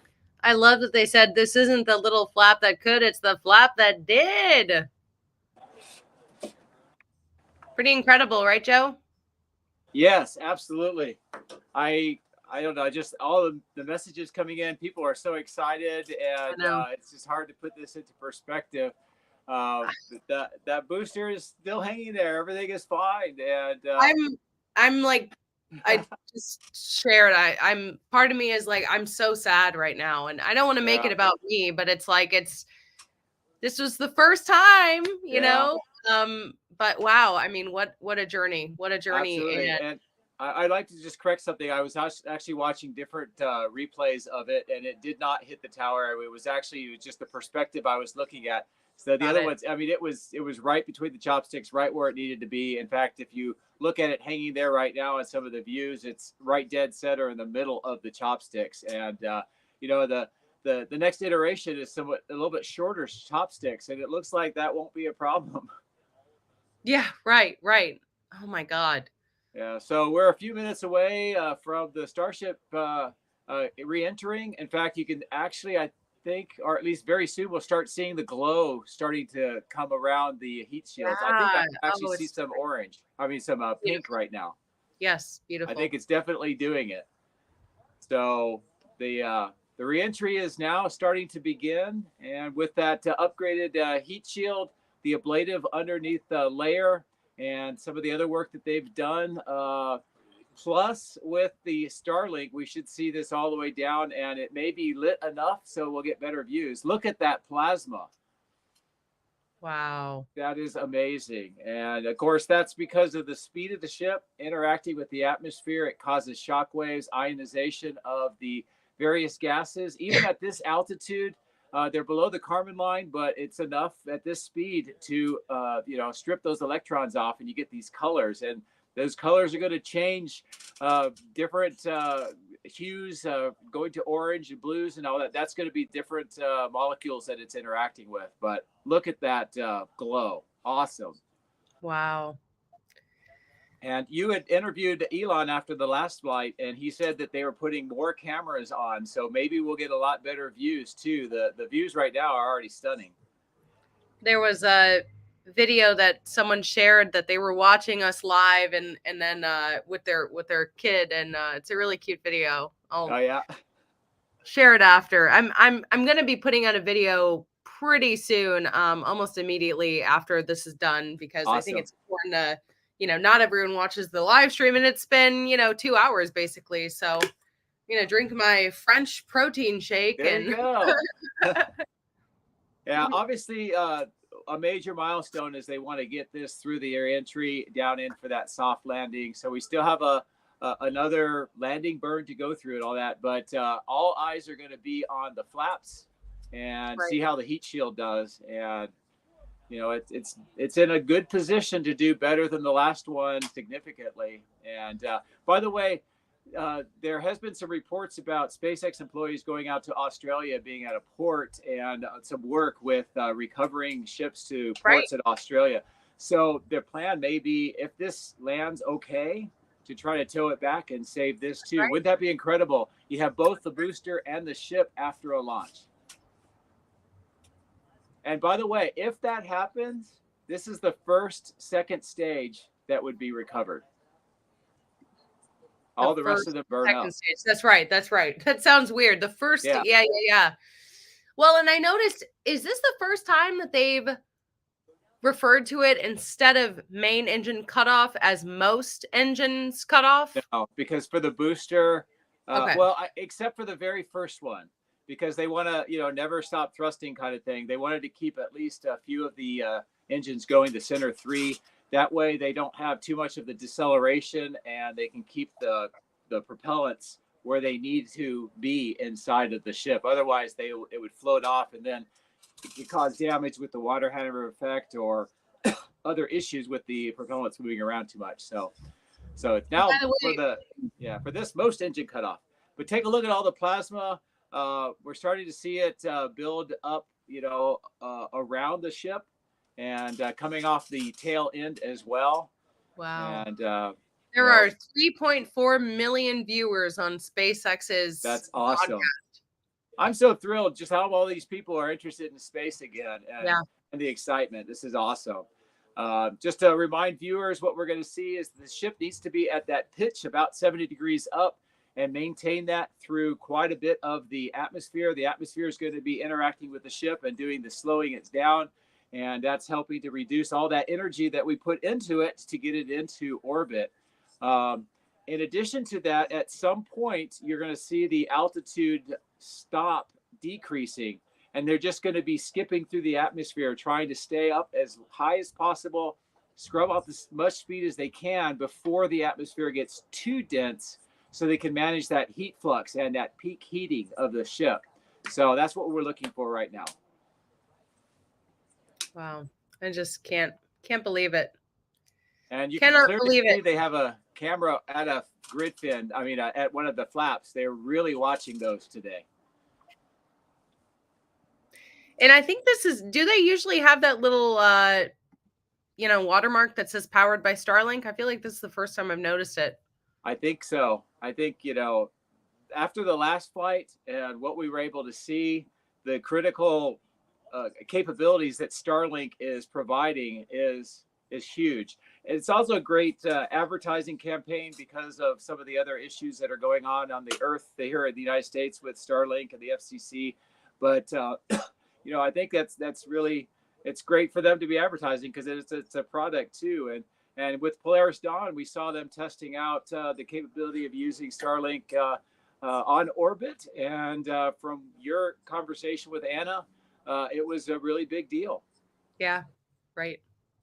But take a look at this plasma now. We're starting to see a lot more of the colors, a lot more of the heating, getting deeper into the atmosphere. I think we're at that point where we're going to see that the altitude hold steady for a while as it continues to go through the atmosphere and blade off as much speed before they get to the deeper parts of the atmosphere. But so far, brilliant views. We don't see yet any of the sparks and stuff coming off the grid fins like we saw last time. Sorry. But yeah. Oh my God. So what are your thoughts about seeing this for the re-entry for the second time? I just still can't get over the booster catch. I'm still thinking about that. I mean, like, let's be honest, that is the main attraction. And yeah, I mean, I just it's crazy. There has been so much tension just trying to even make Flight 5 happen, in a timely matter. And so I've been following that so closely. And so it's like, I'm still like, what the hell? Like, it actually happened today. I really, really wasn't expecting it. So it's like, I'm still a little bit in disbelief. And thank you for, we got another super chat, DC Entropy. Thank you for the super chat. Keep up the good work. It would be better work if we were there in person, but you know what? We'll try to be there at the next one. It's so weird. It's like topsy-turvy. I have a friend that I just started climbing with who, has never seen a Starship launch and lives, in Austin near me, and just randomly decided to drive down there and like, I'm like, you don't understand. Like, you picking to see this one randomly, like, you effing lucked the F out. Like, I'm trying to like tell her, like, and she said it was just to go play the lottery. You know what? Let's see. She just texted me she's trying to text me the video. It's still uploading. Okay. But she said that was so loud. I'm so sad you missed it. I still have goosebumps. This is the most incredible thing I've ever seen. So, man. Yeah. But yeah, I mean, our message, and this was true before, they caught it today. It's just seeing a Starship launch in person. Now I'm on the other side of it because this is the first one that we've missed. And it's like, man, the stream is amazing, but it doesn't do it justice. It doesn't. I agree. Well, at least, I mean, it's the first, so, you can't see the first one again, but they're going to be doing this all the time. And that's just going to be mind-blowing. Right. But take a look at these images, the colors that are reflecting off of that flap. It's crazy. Amazing. It's crazy. Now, did you notice when the booster was re-entering and about to catch all of the tiles? Was that those little black flecks? Those were tiles, right? The booster doesn't have tiles, so it's supposed to be ice. So what were all of those? Probably ice from the, propellant tanks. Because even when after it was caught, I noticed there was still a ring of ice around the booster. Yeah, so that maybe, they may have had more propellant in there, and they can take a look at the data on that and see how much they could not have to carry or this almost whatever. Looks like little disco ball or something like that. Yeah, well, it's beautiful. Wow. That's that almost like mirror-like stainless steel reflecting the plasma on top of it. And I will remind everybody again, these views that we are seeing are impossible without Starlink. Yeah, right. Wow. Amazing. Nuts. I did message Elon. I said, congratulations. Holy shit, dude. I think he's probably orbiting higher than the Starship right now. Yeah.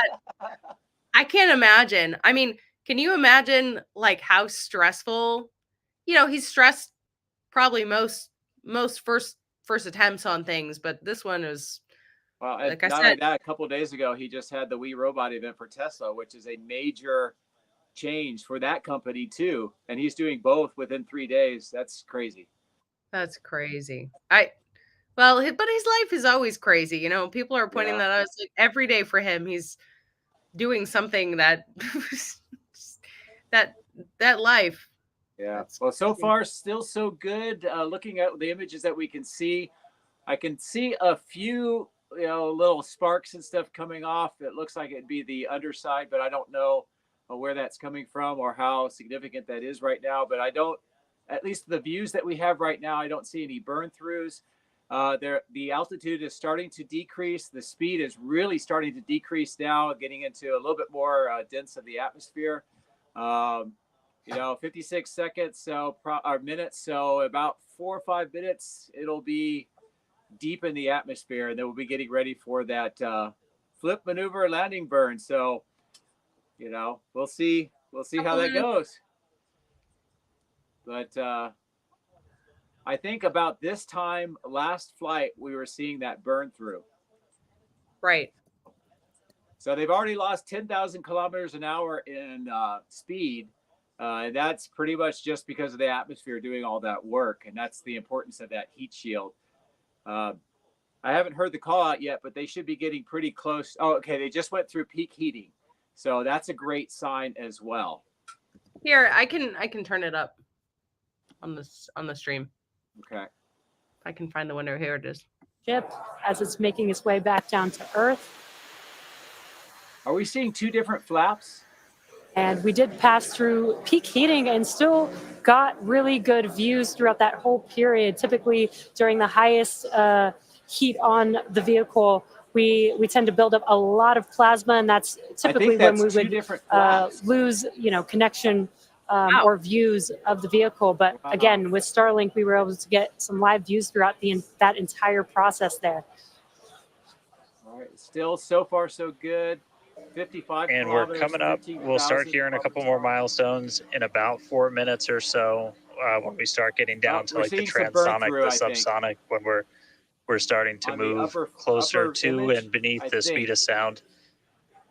And I mean, we're getting live views, we're getting live data. We've got a couple additional tests on this one today where we left off some missing tiles again to test some additional backup layers.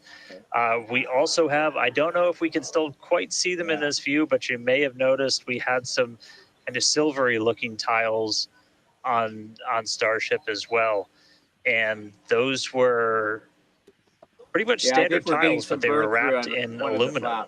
And it was a pretty simplistic, straightforward one where aluminum starts to melt at roughly the same temperature where steel starts to lose its strength, not necessarily melt. And so if we see stuff melting, we know what our steel is going to be exposed to. But 59 minutes since launch, should be coming up on transonic and everything just about 3 minutes. Okay, yeah, we definitely, that upper flap is starting to have that burn. Now the views here, we have coverage of all 4 flaps. We can see, so for those that perhaps didn't. Hold on, I don't think we can hear both of us, so let's just play it and then we'll talk. The forward end and 2 flaps at the aft end.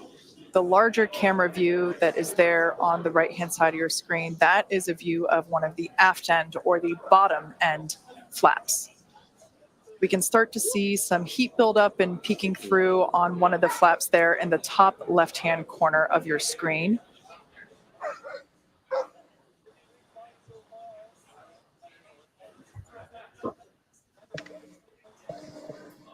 Once again, Starship now at T+1 hour and 9 seconds into its flight today, re-entering the Earth's atmosphere. Currently about 45 kilometers above the surface of the Earth, now 44. We are targeting a soft splashdown in the Indian Ocean, about, northwest-ish of Australia. And we are attempting to, as we did on Flight 4, perform a flip maneuver as well as Starship is at maximum entry dynamic pressure, remains on a good trajectory. All right, so that is great news there. Like Dan said earlier, this is basically max Q part 2. So this is the greatest amount of aerodynamic loads that the vehicle will experience during its flight. It's coming back through the Earth's atmosphere. It was above the Earth's atmosphere in space where there was no friction. We can obviously see heat as evidence of that friction buildup. The atmosphere is actually helping to slow the vehicle down. If you're watching the telemetry in the bottom right-hand corner of your screen, you can see that speed decelerating rapidly.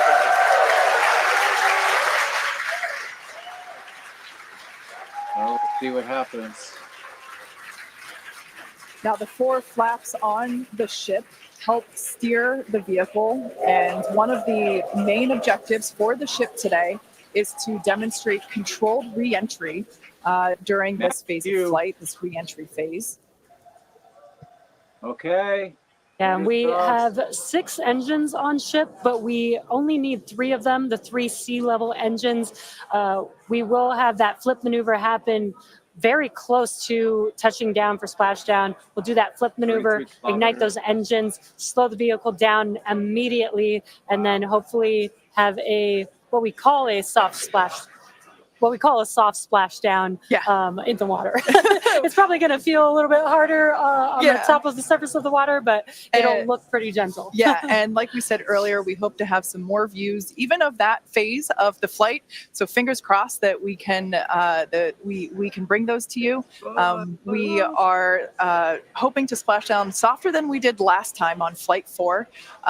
Right now, Starship continuing to make its descent back to planet Earth. Starship is at Mach 2, remains on a good trajectory. Okay.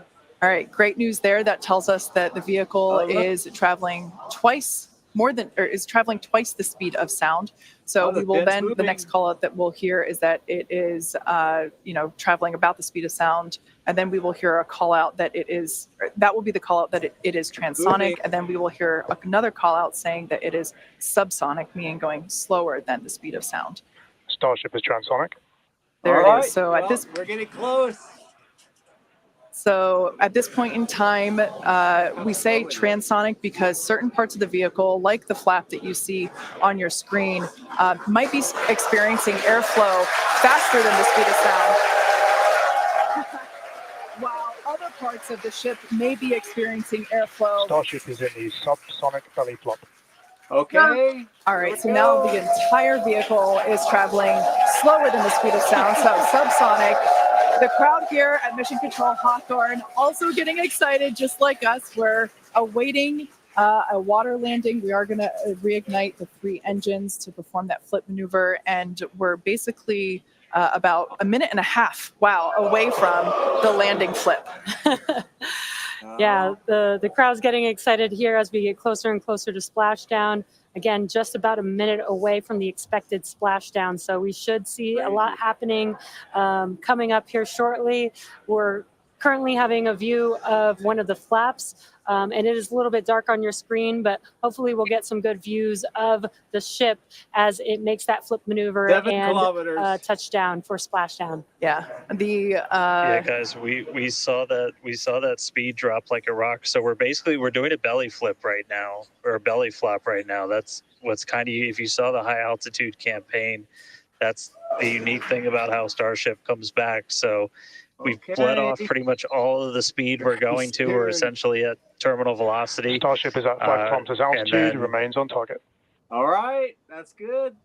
5 to go, coming up soon. Landing burn. Oh, look at this. Very soon now. Can't get off how slow it is. Yeah, right. Oh my God. 2 kilometers away. Starship is on target. Approaching landing burn startup. Okay, it's very... So keep an eye on the bottom right-hand side of your screen as well. That will be the indicator when the Raptor engines ignite, if we are unable to see that illumination ourselves. Landing burn startup. It's good. What a cool view of the reflection of that landing burn. Oh, you can see the water just behind the ship. Are you serious?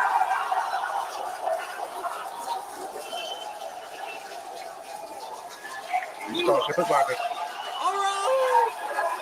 An incredible view I think it is safe to say we have a ship in the water. Now floating. Touchdown! Look at That was a live camera from the that's ocean a surface surface. view. What an incredible end to Starship's journey. A live view from a buoy that we had out at the landing zone. An incredible view What a of crazy the view! ship landing just about on target as they were calling out. That was amazing. And we were not intending to recover any of the ship's hardware, so that was the best ending that we could have hoped for.